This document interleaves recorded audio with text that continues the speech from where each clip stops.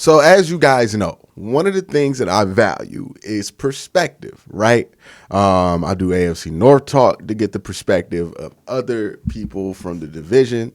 And one of the things I want to try to do more often this year is get the perspective of people who are close to their teams like I'm close to mine, because you get the Browns perspective from me 24/7 almost, right? Every day a week, sometimes twice a week. But what you don't often get sometimes is the perspective of other teams, and that could be valuable as well, because while I try to do my due diligence while looking into these teams, there are things that I can learn from talking to people about the teams that they cover that I'm not going to learn from going on and watching film and just spreadsheets and all of that alone, because there's things that you learn about a team by experiencing it. So with that in mind, I think I found a pretty excellent guest. He runs a pretty dope podcast. Links will be in the description down below. But here is that. Y'all enjoy. So this is Rashad, one half of the Panther Nation podcast. You search Panther Nation podcast on YouTube, you will see us. We cover the draft, we do fantasy, and also the Carolina Panthers. We'll kind of, engage in some other topics sometimes, but for the most part, Panthers, draft, and fantasy is what we do. Definitely. So make sure you guys go check them out. I checked out some of the work there. It's some great stuff. Now, one of the things that's been interesting is the Carolina Panthers. I feel like a lot of y'all feel like a lot of the players have not been talked about that are slept on, right? Because, a lot of this talk, especially coming from Cleveland, has been about Baker Mayfield, right? We almost have had no discussion about the other players on this team other than Baker Mayfield and maybe Nkonkwo, because he's going up against Myles Garrett. But for you, a Panthers fan, somebody who covers this team and knows them inside and out, Who are those players that you think Browns fans should get an eye on right now before it catches them by surprise on Sunday? Yeah, first of all, we got to start with DJ Moore. I think you guys have a great secondary group, but I think DJ Moore is one of the most slept on receivers in the league. I personally believe he's top 10. You guys probably won't think that because you don't watch him, but he's got back-to-back 1,000-yard seasons, and he's going to do that again this year. Very good in open space. He's like a running back once he gets the ball. And so he's good. He's a very good receiver, and he's very slept on. I think he's going to have a good day on Sunday as well. But, I mean, everybody knows. If you look at the Panthers, all Panthers fans know, that when you look at this roster, it's a really good roster, right? We have the roster on paper to be solid. The problem is the coaching. But if you look at the roster of our receiving group, DJ Moore, Terrace Marshall, who's a second-round pick out of LSU on that championship squad, Robbie Anderson, Laviska Shenault, who we just picked up, Shy Smith, all good wide receivers. They're good, solid wide receivers. I think we have a very good, talented wide receiver group. And then obviously Christian McCaffrey. He's got to stay healthy. But if he's healthy, again, one of the top weapons in the league. You all know who he is. I'm pretty sure he's on your fantasy squads if you got him. But yeah, very, very, very good running back. Then we added some depth to that. Deontay Foreman, who did good in replacement of Derrick Henry last year with the Titans. Very good. So we're gonna have a good stable. If they use them, we're gonna be solid on the offensive side of football. Slipping to the defensive side of football, again, I think you guys tout your secondary. I personally believe we have a top 5 secondary in the league. When you talk about J.C. Horn, elite. When you talk about C.J. Henderson, who came from the Jaguars, had some issues over there. We got a steal from them. He's a great player. He had a very, very good camp. He's going to be solid. Dante Jackson just got paid. And then Keith Taylor, who I love a lot, who's out of Washington. That Washington is like a cornerback factory out there. He's a very, very good cornerback as well. Kind of came on last year when Horn went down. So he's very good, got some experience now. And then also you got Jeremy Chin, who I think should have been Rookie of the Year over Chase Young when he back a couple years ago. So a very, very good secondary group, and we also signed Woods as well, Xavier Woods. So again, I think this is a very, very slept on roster. We have the talent. We just got to again get the coaching, and I'm hopeful that Bob McAdoo and Steve Wilkes, who we picked up, can help Matt Rule kind of get it together. Yeah, I think Matt Rule is kind of the X factor in a lot of things where people look at this whole situation and go, yeah, but Matt Rule's the coach, right? Like, that's kind of the deal with that. if you were the coach of the Panthers, how do you attack this Browns team on both sides of the ball? What do you think the game plan is going to be for y'all? Yeah, I think it's tough. I think you have to try to run the football. I think you can't abandon the run. Again, you don't want to drive Christian McCaffrey through the dirt a million times. Cycle those running backs in. Use the stable that you have. We also have Chuba Hubbard as well.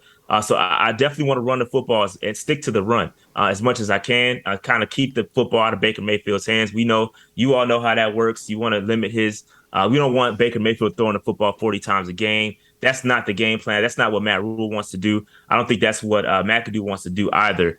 But from a passing perspective, I think you got to get the playmakers the football early and let them work. Get whether it's bubble screens, I don't know, tight end screens. Then McAdoo loves his tight ends. A former tight end coach. I think you'll see guys like Tommy Tremble get active as well. But I think definitely we don't want Myles Garrett pinning his ears back. So I don't want to see like mad 7-step drop backs and then putting Icky in a tough situation to have to block Myles Garrett a lot. So again, give her the football quick. That is McAdoo's offense, getting rid of the football quick and kind of let your guys go to work in the open field. I think that should be the plan. I think it's gonna be tough. It's gonna be tough. It's gonna be tough. Our offensive line historically has not been good. We got some pieces. We got Bradley Bozeman from the Ravens. And we picked up Austin Corbett from the Super Bowl champion Rams. Taylor Moton, who's a very solid right tackle, is going to be solid. And then, we picked up Ike Ekwonu in the draft this year. So on paper, we fixed it. Again, it's going to be a very, very, very tough matchup going against that defensive line week 1, though. So it's going to be interesting to see. I'm interested to see how it's going to work out, too.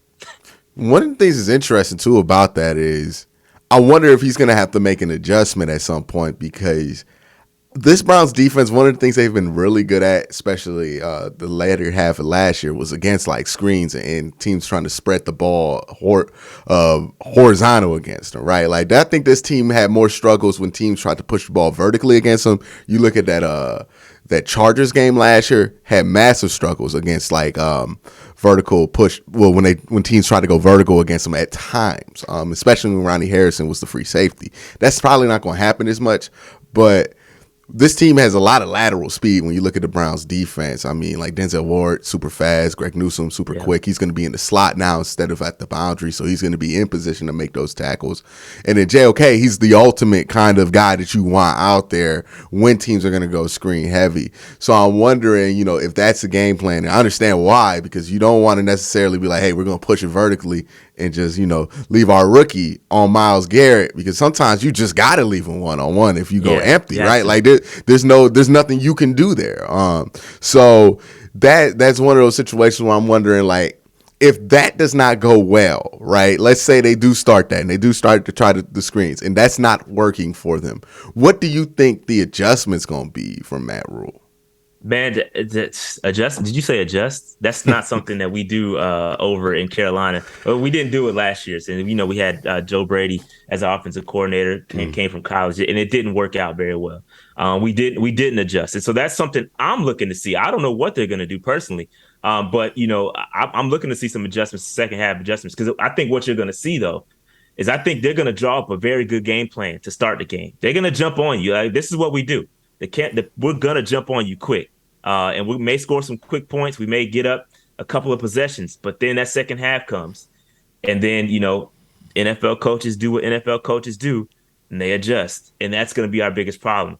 I do think, you said you guys, struggled with vertically or used to last year. I think you'll see that. You'll see spurts of it. And we have Robbie Anderson, who is extremely fast, right? So I think you'll see spurts of it. You won't see a lot of it, but I think you will see it in spurts. That's one way they could. Again, you got to keep it respectful, right? You got to make them respect it. If you don't do it, you obviously can pack down and then make it worse for yourself. So you gotta do something different. I think you'll see some trick plays. I think you'll see Chenault coming out the backfield as well. We'll see. Look, we got a new coordinator, so I don't really know what to expect. It's kind of hard for me to predict because everything is going to be new. So I'm just as invested as you are in seeing our adjustments, to be honest. It's going to be interesting. It's definitely going to be interesting. And then we flip it onto the other side of this, where we're talking about the Browns defense versus this Panthers offense. What would your game plan be to attack to attack that way? Yeah, I think the biggest problem with the Carolina Panthers is that run defense. The interior of our defensive line is a problem. And we tried to fix it, even attacking the edges. We love Brian Burns, but there's some deficiencies when it comes to stopping the run. We do have Yuto Gross-Matos, who is a very good run defender. But even last year, people used to attack our edges a lot in the run game and had a lot of success with it. So hopefully, we fixed that. We did make some moves in the offseason to kind of fix that and fix the interior as well. Got Derek Brown, who I love, but we have to stop the run. If we stop the run and put the football in Jacoby Brissett's hands and make him throw the football, that's what you want to do. And it sounds nice on paper, but it's going to be tough stopping that run game that you all have. And that's my biggest fear is stopping the run game. Because your receivers, honestly, to be quite frank, don't scare me much. I think our secondaries is going to be a problem. I think they'll be able to handle that. But it's just a run, being able to consistently stop that run and not let a big gain occur. You may stop them you may stop them to maybe 2 yards a carry, and then let a 50-yard run happen. Like that's my biggest fear is like letting those big plays happen because that's what we saw last year. But again, I'll stop the run, put the football in Jacoby Brissett's hands. It sounds easy, but I don't. We'll see what happens. I imagine it's going to be everybody's game plan for the first 11 weeks of the Yeah, season. for sure. We want to see Jacoby throw the football, man. Well, thank you for coming on, man. Appreciate you. And again, let them know where to find you.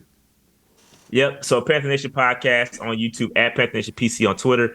I know a lot of y'all want to keep up with how Baker Mayfield. I know you still got some lingering Baker Mayfield fans. Y'all, if you want to check out how Baker's doing, because we will crucify him if he's trash. So if you want to see us trash Baker Mayfield, come through. But if you want to see us celebrate Baker Mayfield, if he's great, we'll do that too. We always keep it a buck. If you want to know what's going on with your former Cleveland Brown, holla at us, Panther Nation Podcast. Appreciate the time, man. No problem, man. You have a good one.